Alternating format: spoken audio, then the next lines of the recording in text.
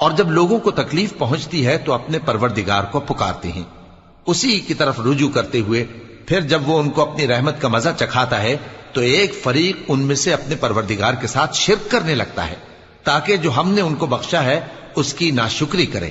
سو خیر، فائدے اٹھا لو، ان قریب تم کو اس کا انجام معلوم ہو جائے گا۔